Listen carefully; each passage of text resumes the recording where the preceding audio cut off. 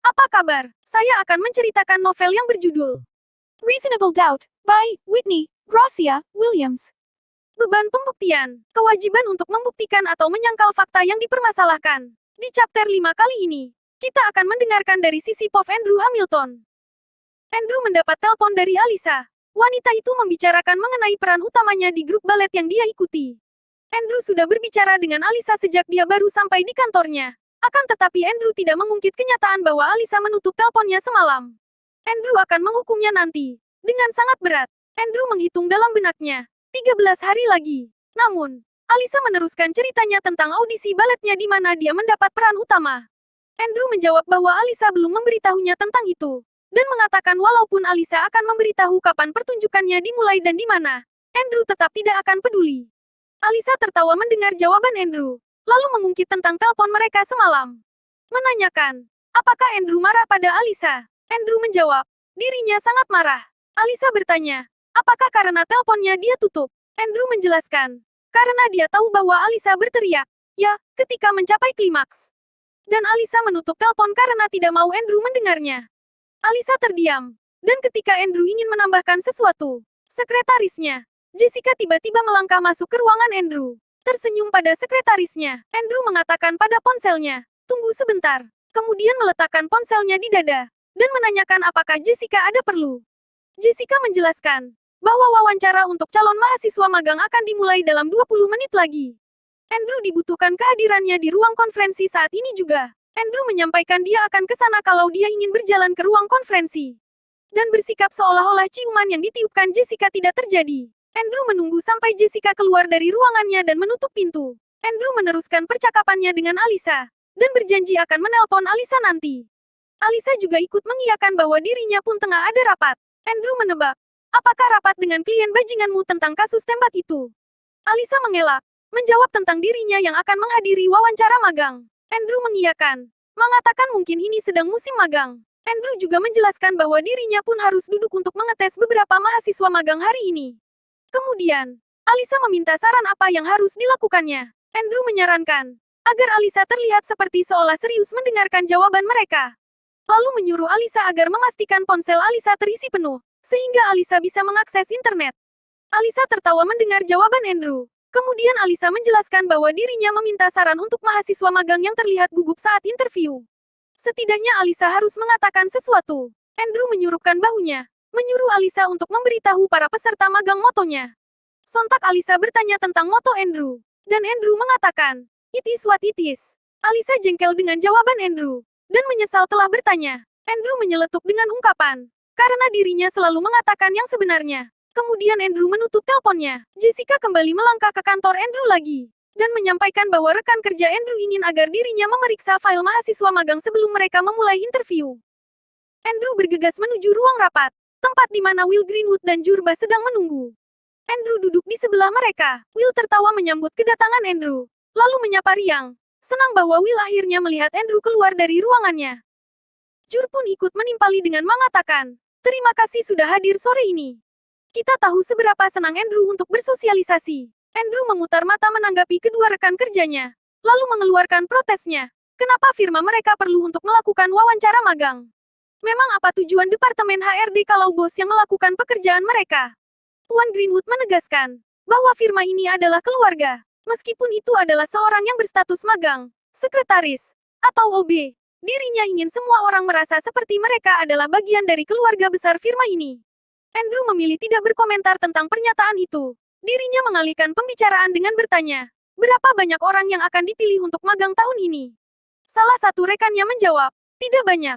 Mereka sudah mempunyai 5 pilihan teratas, dan akan mempersempitnya menjadi 3. 2 dari pasca sarjana, dan 1 dari mahasiswa S1. Mereka akan merekrut lagi 2 orang untuk minggu depan. Andrew pura-pura mendengarkan. Dia mengeluarkan ponselnya dan seolah turut mendengarkan kedua rekan kerjanya yang membahas pencapaian masing-masing pelamar. Will menekan tombol intercom, menyuruh Jessica untuk memanggil pelamar pertama masuk. Ketika pintu terbuka, Andrew berharap untuk melihat calon mahasiswa magang yang biasanya berpakaian kaku dengan senyum kaku. Akan tetapi wanita yang melangkah masuk ke dalam ruangan jauh dari stigma itu. Wanita itu mengenakan gaun selutut berwarna abu-abu muda, yang elok menempel di tubuhnya yang indah. Dan sepasang sepatu hak tinggi berwarna krem. Andrew menyadari bahwa wanita di depannya adalah salah satu wanita terseksi yang pernah dia lihat.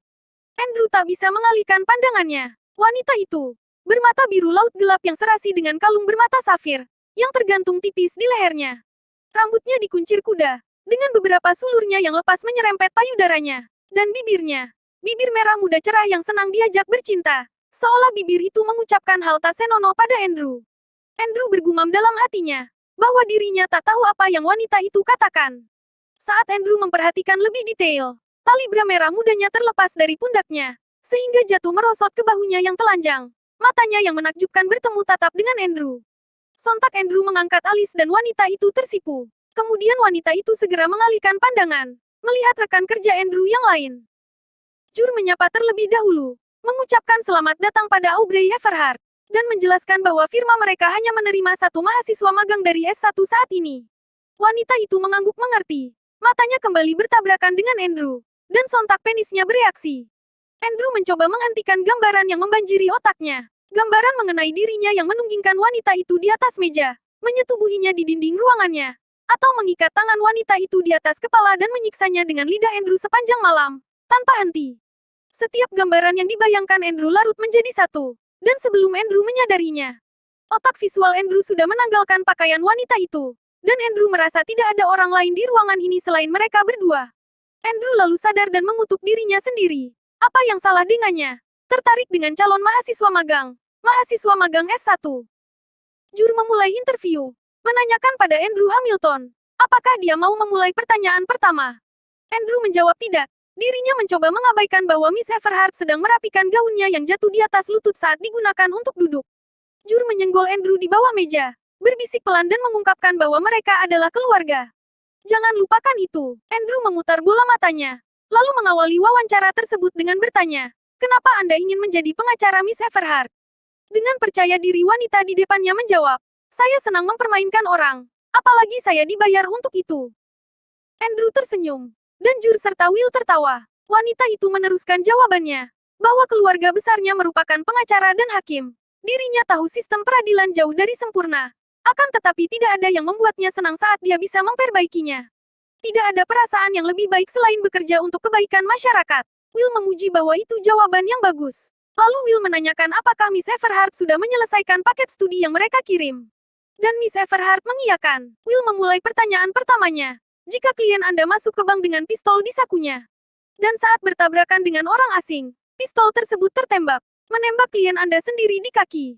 Mengenai dakwaan yang diajukan jaksa penuntut, bagaimana Anda akan meminta klien Anda untuk memohon?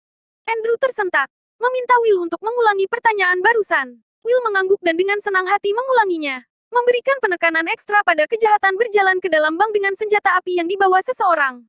Andrew langsung teringat pada percakapannya dengan Alisa semalam. Dirinya tersenyum, berpikir bahwa mungkin teman Alisa lah yang menjadi berita utama di koran lokal. Mungkin dengan petunjuk ini Andrew bisa mengetahui siapa Alisa tanpa menunggu dia memberitahu Andrew. Andrew mengeluarkan ponselnya dan memegangnya di bawah meja konferensi. Mencari di Google, mengetik, pria menembak dirinya sendiri di bank.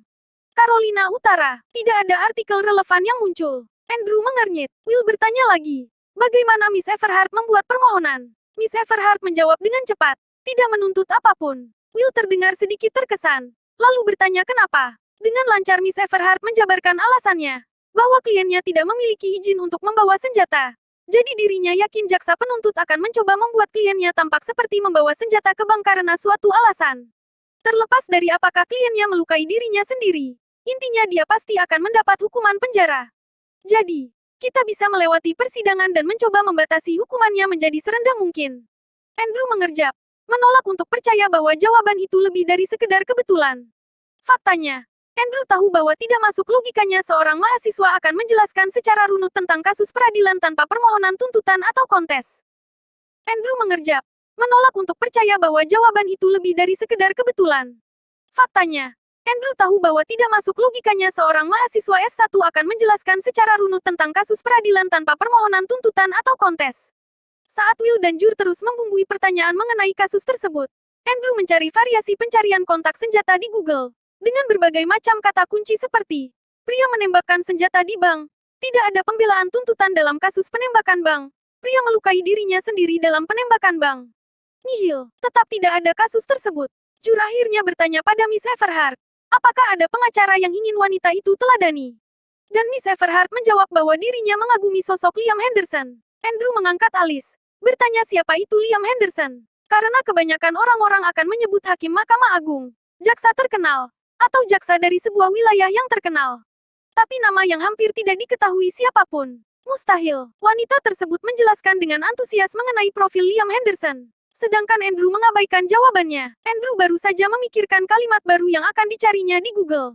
Sedangkan Will menimpali jawaban wanita itu dengan respon positif. Kemudian menanyakan apakah dia memiliki mentor selain peran keluarga. Miss Everhart menjawab, iya. Will kembali bertanya apakah mereka berdua dekat. Miss Everhart merespon bahwa mereka hampir berbicara setiap hari. Jadi dirinya pikir mereka dekat. Andrew mulai frustasi dengan pencariannya. Kenapa kasus penembakan di bank tidak muncul?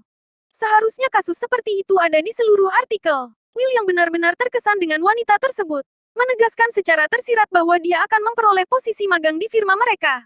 Pertanyaan kedua dari Will sebenarnya tidak perlu ditanyakan lagi. Ketika Will puas dengan performa Miss Everhart, Will kembali bertanya mengenai nasihat apa yang diberikan oleh mentor wanita tersebut.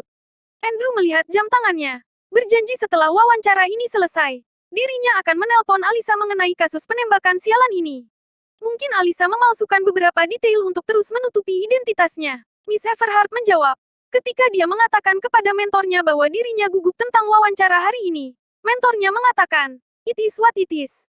Kepala Andrew langsung terangkat. Jur tertawa sembari mencengkram dadanya, dan mengatakan, hal itu seperti sesuatu yang akan dikatakan oleh Andrew kita. Jur menepuk pundak Andrew. Andrew menyipitkan mata, setuju dan mengiyakan bahwa itu persis seperti yang akan dia katakan. Wanita itu menyelipkan sehelai rambut longgar ke belakang telinganya, mengatakan dengan lembut, bahwa dirinya akan memberitahu mentornya bahwa orang-orang menikmati selera humornya yang aneh. Andrew mengangguk. Dia melihat saat wanita itu menjawab pertanyaan berikutnya. Wanita itu menjawabnya dengan mudah. Saat wanita itu mengedipkan mata biru besarnya, yang ketika pertanyaan mulai menjadi sulit. Dan semakin Andrew mendengar Miss Everhart berbicara, semakin Andrew mendengar keakraban pola bicaranya. Andrew harus memaksakan diri agar menahan amarahnya. Bagi Andrew, satu kebetulan bisa ditoleransi, tapi dua kebetulan, itu adalah suatu kesialan yang terlalu berjarak dekat. Saat rekan kerjanya bertanya tentang kutipan inspirasional favorit, Andrew menggulir nomor telepon Alisa ke bawah dan menekan tombol panggil. Andrew tahu pasti bahwa Alisa tidak pernah mengheningkan ponselnya karena suatu alasan yang aneh, dan Andrew harus mencari kebenaran apakah yang dipikirkannya benar. Atau, hanya pikirannya saja yang mempermainkannya. Andrew bisa melihat dering di layar ponselnya, melihat detik demi detik berlalu. Dan ketika ponselnya sudah berdering 3 kali, Andrew menghela nafas lega. Tapi kemudian, suara dering ponsel menggema memenuhi ruangan. Pipi Miss Everhart menjadi merah muda dan memohon maaf, lalu mengatakan bahwa dirinya memiliki kebiasaan aneh tentang tidak pernah mengheningkan ponselnya. Dirinya bahkan bermaksud untuk meninggalkan ponselnya di mobil. Miss Everhart mengambil dompetnya, mengeluarkan ponsel, dan sedikit tersenyum ketika dia melihat ke layar. Dan wanita itu menekan tombol abaikan. Andrew mengumpat, sialan. Will menanggapinya dengan tertawa, dan mengatakan bahwa hal itu terjadi sepanjang waktu. Lalu, Will menanyakan pada Andrew apakah ada pertanyaan terakhir yang akan disampaikan. Andrew menggeleng, memelototi alisanya. Dirinya bingung, kesal, dan sayangnya terangsang sekaligus. Will dan Jur berdiri bersamaan, tersenyum sambil mengulurkan tangan untuk menjabat tangan Alisa. Tapi Andrew tetap duduk. Dia tidak percaya akan omong kosong yang terjadi di depan matanya. Wanita di depannya ini, bukan gadis berambut merah, bermata hijau, seperti apa yang digambarkannya di telepon.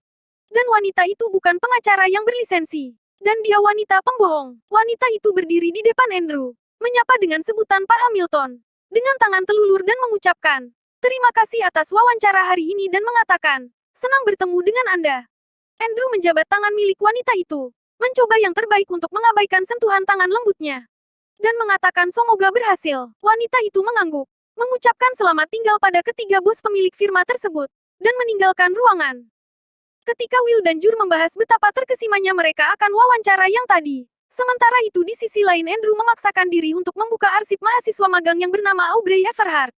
Mahasiswa dengan jurusan ganda di Universitas Duke, S1 Hukum dan Balet, IPK 4,0, nilai sempurna. Baru-baru ini memainkan peran sebagai tokoh utama Swan Lake, dan terdaftar sebagai 10 besar nilai tertinggi di kelasnya.